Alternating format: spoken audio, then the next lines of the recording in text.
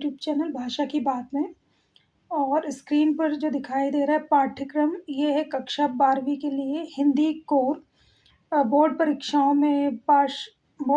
में या वार्षिक प्रश्नोत्तरी का जो सिलेबस होता है, ब्लूप्रिंट होता है, वो किस तरह से रहता है उसके विषय में आज वर्णन कर रहे हैं। उसको देखिए कि हिंदी आधार कोड संख्या 302। कोड क्या है? कोड है 302 हिंदी का, और हिंदी कोर है ये। प्रश्न पत्र आपका 3 खंडों में विभक्त रहेगा, का, खा और गा में। और अपठित बोध पर प्रश्न पूछे जाएंगे खंड का में। इसमें एक आपका होगा गद्य खंड, मतलब गद्यांश, और एक होगा पद्यांश। ठीक है, एक गद्यांश और एक पद्यांश में से प्रश्न इसमें अपठित बोध में पूछे जाते हैं कक्षा 12th के लिए। और खंड खा में अव्यक्ति और माध्यम, जो पुस्तक है आपकी जनसंचार माध्यम, उसमें से प्रश्न पूछे जाएंगे। आंतरिक इसमें विकल्प दिए जाएंगे, मतलब उन प्रश्नों के साथ साथ विकल्प भी दिए जाएंगे कि 3 में से 2 प्रश्न करो या 4 में से 3 करो, इस तरह से आंतरिक विकल्प। और खंड गा में आरोह भाग 2, वितान भाग 2। आरोह भाग 2, वितान भाग 2 मतलब क्या है? क्योंकि कक्षा 11वीं के लिए भाग 1 आता है और 12th के लिए भाग 2। पाठ्य पुस्तकों के आधार पर प्रश्न पूछे जाएंगे और प्रश्नों में आंतरिक जो है विकल्प दिए जाएंगे, तो उसमें विकल्प भी रहेंगे। आगे बढ़ते हैं कि किस तरह से और इसको अपठित बोध को और डिस्क्राइब करते हैं। अपठित बोध, अपठित जो गद्यांश है वो लगभग 250 या 300 शब्दों का हो सकता है, मतलब 250 शब्द तो होंगे पर आधारित बोध, चिंतन, विश्लेषण पर बहुविकल्पीय प्रश्न, अति लघु प्रश्न और लघु प्रश्न पूछे जाएंगे। और बहुविकल्पीय प्रश्न 1 नंबर के 3 प्रश्न होंगे, और 1 नंबर का अति लघु होगा, और 2-2 नंबर के 2 प्रश्न होंगे, 2-2 नंबर के 3 प्रश्न होंगे जो लघुत्रात्मक प्रश्न होंगे। तो टोटल 10 नंबर का आपका एक अपठित गद्यांश है और 8 नंबर का अपठित पद्यांश है। यहाँ स्क्रीन पे दिखाई दे रहा है उसका किस तरह से उसको डिवाइड किया गया है। आगे है अव्यक्ति और माध्यम। पाठ्य पुस्तक के आधार पर ये हिंदी कोर के लिए जो चैप्टर हैं वो हैं, और जो इलेक्टिव हिंदी है बच्चों उसके लिए कुछ डिफरेंट चैप्टर और हैं।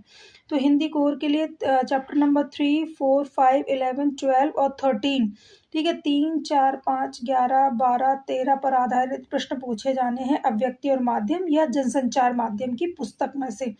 और दिए गए 3 अप्रत्याशित विषयों में से किसी एक विषय पर लगभग 120 शब्दों में रचनात्मक लेख लिखना है।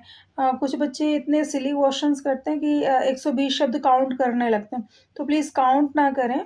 120 शब्दों का मतलब है कि जो आपका जब बोर्ड की कॉपी मिलती है, आपका जो एक पेज है पूरा, उसको पूरा कंप्लीटली आप हेडिंग डालें और उसको बहुत ब्यूटीफुली रचनात्मक लेख उस पे लिखिए। रचनात्मक लेख क्या है कि हेडिंग को डिस्क्राइब करना है, फिर उसके लाभ हानि भी उसी में बताना है और कंक्लूजन भी उसी में ही देना है।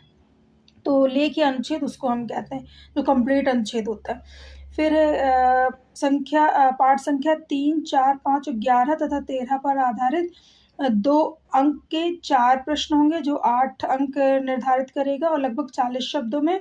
और इसी प्रकार से 80 शब्दों में विकल्प सहित ये 8 अंक, मतलब 16 नंबर की आपकी, और 6 नंबर का ये रचनात्मक लेख और 16 नंबर की आपकी अव्यक्ति माध्यम की पुस्तक है। जो टोटल वेटेज कितना दिखा रहा है? 22 नंबर। यहाँ है 18 नंबर, अपठित 18 नंबर और अव्यक्ति या जनसंचार माध्यम 22 नंबर, जिसमें से 6 नंबर रचनात्मक लेखन और 16 नंबर के चैप्टर में से प्रश्नोत्तरी है।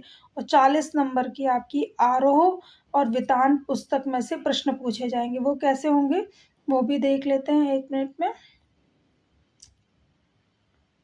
देखिए कि पठित काव्यांश में से 5 नंबर का काव्यांश है, और जो आपकी काव्य खंड है उसमें से प्रश्न पूछे जाएंगे 6 नंबर के।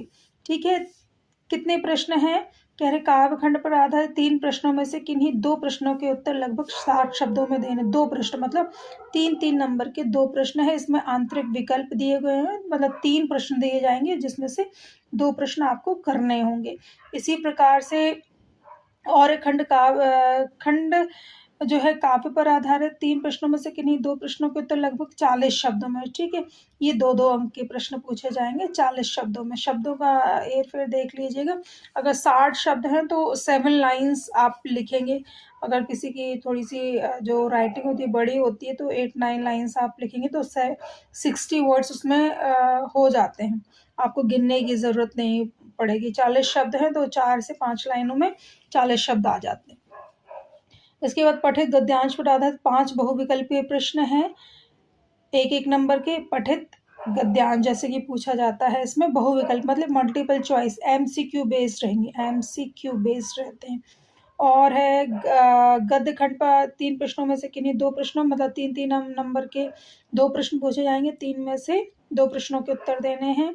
और यही वो सेम जैसे काव्य में है वैसे गद्य में 40-40 नंबर 40 शब्दों में 2 प्रश्न आपको करने हैं यहाँ पे 4 नंबर। और वितान में 3 प्रश्न दिए जाएंगे। 3 पाठ आपको बताए गए हैं ना, सिल्वर वर्डिंग, जूझ और अतीत में दबे पाँव। इनमें से 3 प्रश्न आपको दिए जाएंगे जिसमें से 2 प्रश्न करने होंगे। 5 अंक के 1 अंक मतलब टोटल वेटेज है वितान का 10 नंबर, जिसमें से 5-5 नंबर के 2 प्रश्न करने हैं।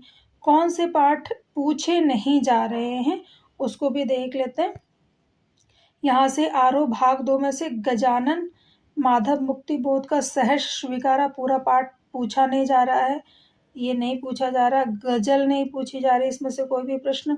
चार्ली चैपलिन को हटा दिया है, नमक को हटा दिया है, ये प्रश्न नहीं पूछे जा रहे। और डायरी का पन्ना जो है वो भी हटा दिया गया। ये इतने चैप्टर्स हटा दिए गए हैं और इनमें से प्रश्न अब नहीं पूछे जाते हैं। परियोजना कार्य इत्यादि तो आप लोगों का हो ही जाता, हो ही गया होगा।